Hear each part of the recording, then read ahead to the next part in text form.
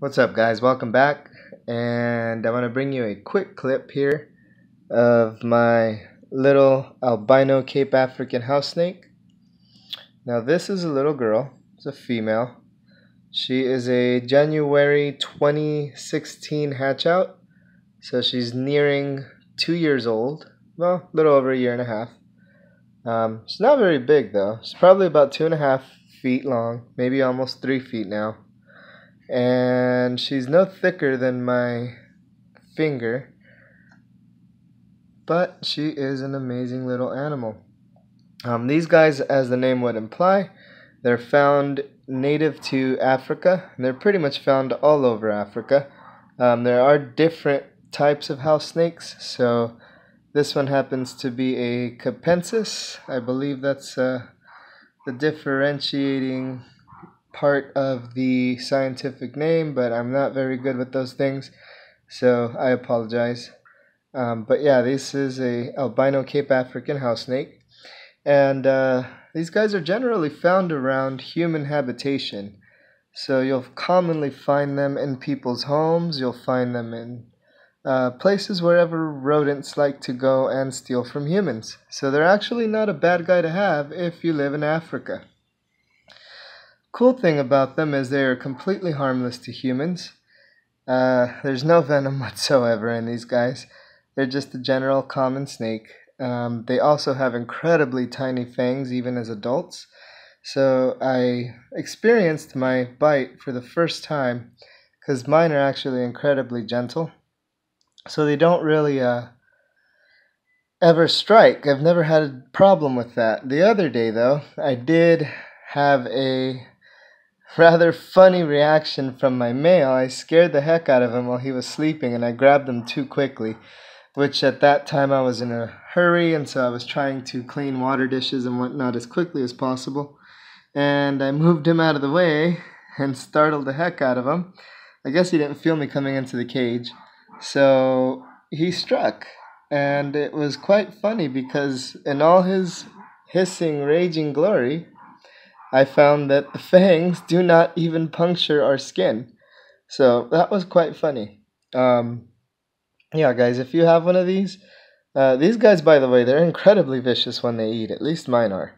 They're pretty crazy.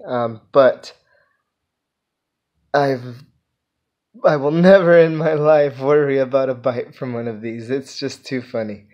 It's actually a rather cute reaction in my book. It was the funniest little thing because he thought he was incredibly vicious and there was nothing he could do. It was really, really funny. But yeah, guys, so these guys are really cool creatures to have. They don't get very big.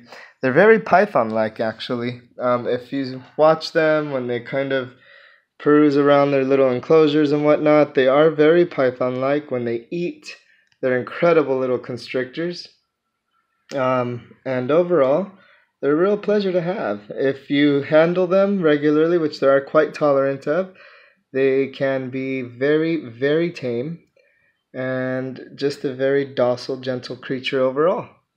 As you can see, my female, there is absolutely no tension in her whatsoever.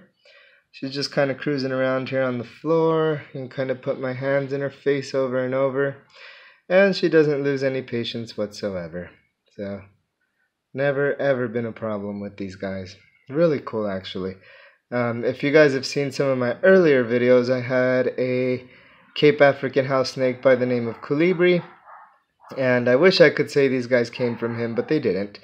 However, Colibri did move on to a friend of mine, so he's living over there in a small little breeding colony of his own, and so he's doing well. But yeah, I've loved these guys for a very long time. They are my favorite colubrid, so I definitely recommend them. If you want to start off with a nice small little snake, just keep in mind, guys, you may want to get one a little bit larger because when they're small, they are incredible feeders. However, finding the food small enough for these guys as babies could be hard. I'm very lucky in that I'm in Southern California, which is one of the herp capitals of our nation. So, you know, we have breeders of all different kinds out here with widely available food sources at all times. That's one cool thing about Cali, especially SoCal. So yeah, but if you guys are gonna get into it, make sure you got something small enough to feed them. These guys from the very jump were little rodent eaters. I believe I started with freshly newborn pinkies, mouse pinkies, and then as they grew, I got them onto fuzzies. And as quickly as I could find, every single time I could find a tiny enough newborn rat pink, I would feed them that in place. And it's ever since they could take rat pinks, they've been on those now for about probably 8 months. So yeah, guys, that is them. That's my little rundown and overview. It's my little female. Her name is Mystra.